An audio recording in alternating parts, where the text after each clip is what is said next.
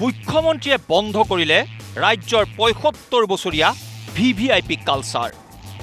১ জুলাইৰ পৰা মন্ত্ৰী বিধায়ক অথবা বিয়াগুম বিষয়াই দিব লাগিব চৰকাৰী আৱাসৰ বিদ্যুতৰ বিল। আজি ৭৫ বছৰৰ এইটো লিগেসি আজি নহয়। কোনো চৰকাৰ, কোনো মুখ্যমন্ত্ৰী, কোনো প্ৰধান মুখ্য সচিব সকলোৰে ঘৰত ব্যৱহাৰ কৰা ইলেক্ট্ৰিচিটিৰ বিল ৰাজ্য চৰকাৰে ইমান দিন বাজেটৰ পৰা দি আছিল। ইতিমধ্যে আমি ১ জুলাইৰ পৰা প্ৰযোজ্য হোৱাকৈ আমি সিদ্ধান্ত লৈছোঁ যে এতিয়াৰ পৰা মুখ্যমন্ত্ৰী হওক, মন্ত্ৰীসকলে হওক, সিনিয়ৰ অফিচাৰসকলে হওক, আমি আমাৰ ইলেক্ট্ৰিচিটিৰ বিলখন আমি দিম। মুখ্যমন্ত্ৰীৰ পদক্ষেপক সাধাৰণ জনতাৰ বিপুল আদৰণি। হয়, বিগত ৭৫ বছৰে ৰাজ্যৰ মুখ্যমন্ত্ৰীৰ পৰা মন্ত্ৰী বিধায়ক তথা বিয়াগুম চৰকাৰী বিষয়াই চৰকাৰী আৱাসত বিনামূলীয়াকৈ লাভ কৰি থকা বিদ্যুৎ সেৱা এতিয়াৰ পৰা বন্ধ হ'ব। এই ৭৫ বছৰীয়া VVIP কালচাৰ বন্ধ কৰিলে মুখ্যমন্ত্ৰী ডক্টৰ হিমন্ত বিশ্ব শৰ্মাই। আজি ৭৫ বছৰৰ এইটো লিগেসি আজি নহয়। কোনো চৰকাৰ, কোনো মুখ্যমন্ত্ৰী, কোনো প্ৰধান মুখ্য সচিব সকলোৰে ঘৰত ব্যৱহাৰ কৰা ইলেক্ট্ৰিচিটিৰ বিল ৰাজ্য চৰকাৰে ইমান দিন বাজেটৰ পৰা দি আছিল।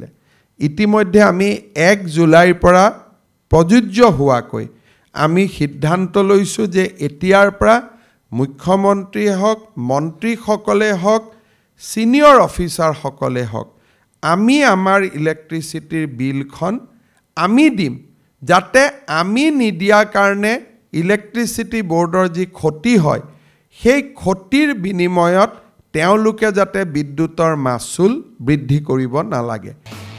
কি মিনিষ্টাৰ কলনী, কি বিধায়ক আৱাস অথবা বিয়াগুম চৰকাৰী বিষয়াৰ বাসভৱন, ২৪ ঘণ্টাই চলি থকা AC, ফেন অথবা লাইটসমূহ এতিয়াৰ পৰা হ'ব লাগিব নিয়ন্ত্ৰিত। কাৰণ এওঁলোকে এতিয়াৰ পৰা চৰকাৰৰ ধনেৰে বিদ্যুৎ ব্যৱহাৰ কৰিব নোৱাৰিব। বিদ্যুতৰ বিল পৰিশোধ কৰিব লাগিব নিজাববীয়াকৈ।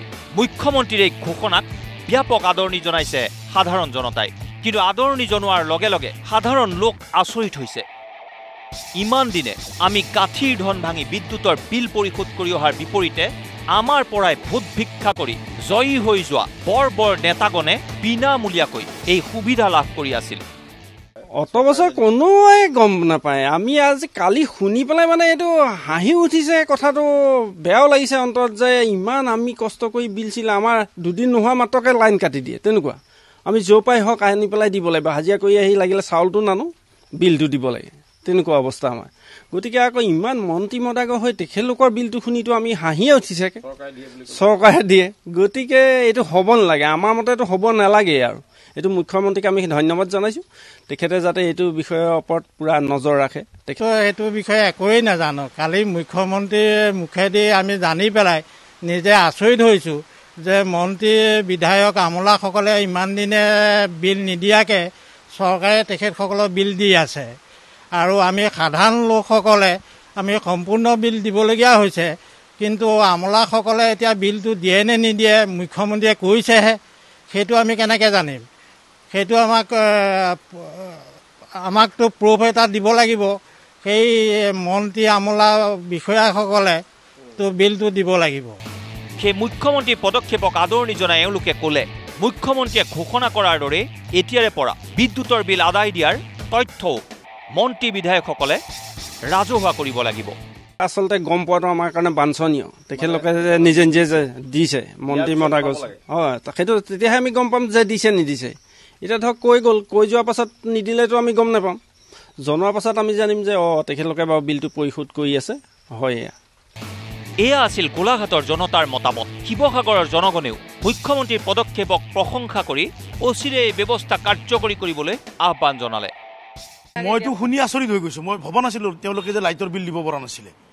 এইটো আচলতে দুখীয়া মানুহে কোনোবাই দিব পৰা নাই, তেওঁলোকৰ লাইটৰ পটককৈ কাটি দিয়েগৈ। মন্ত্ৰী বিধায়কৰ ঘৰত যে সিহঁতে লাইটৰ বিল দিব নোৱাৰে, মইতো ভবাই নাছিলোঁ। আকৌ এইটো শুনি এইটো অবাক হৈ গৈছোঁ মই নিজে। এইটো বৰ আচৰিত কথা। মুখ্যমন্ত্ৰীয়ে এইটো বৰ মানে ভাল পদক্ষেপ এটা লৈছে, ভাল লাগিছে। মন্ত্ৰী মহোদয়ে গ্ৰহণ কৰিছে, এইটো প্ৰশংসনীয় পদক্ষেপ। আৰু আজি অতদিনে বিনামূলীয়াকৈ ৰাইজৰ পইচা লৈ তেওঁলোকে লাভবিলাক কৰি আছে ৰাইজৰ পইচা এই ইয়াতে তেওঁলোকে বিনামূলীয়া লাইটৰ বিল বিনামূলীয়া গাড়ী যত যিমান আছে বিনামূলীয়া আঁচনিবিলাক দেখোন তেওঁলোকে লৈছে জনসাধাৰণলৈ কি থাকিব আৰু যিহেতু ক'লোৱেই যে দৰিদ্ৰ সীমাৰেখা তলৰ ব্যক্তিটো সেইসকল নহয় গতিকে এইটো মুখ্যমন্ত্ৰীৰ এটা সঁচাকৈ সুন্দৰ পদক্ষেপ আমি আদৰণি জনাইছোঁ মুখ্যমন্ত্ৰীগৰাকীৰ এই পদক্ষেপক বিধায়ক প্ৰশান্ত ফুকনেও এয়া এক প্ৰশংসনীয় পদক্ষেপ বুলিয়ে জানিবলৈ দিলে এতিয়াৰ পৰা অন্তত বিয়াগুম নেতা অথবা বিষয়াসকলৰ চৰকাৰী আৱাসৰ বাহিৰৰ লাইটবোৰ নিয়ন্ত্ৰিত হ'ব নাই এইটো ভাল পদক্ষেপ 2007 চনত এছেম্বলিত যেতিয়া আমাৰ এইখন দৰমহা কমিটি যিখন আছিলে এমিনিটিজ কমিটিখন তেতিয়াও আমি এইটো কথা উলিয়াইছিলোঁ আৰু এইটো এটাতকৈ ভাল পদক্ষেপ হৈছে মুখ্যমন্ত্ৰী মহোদয় এইটো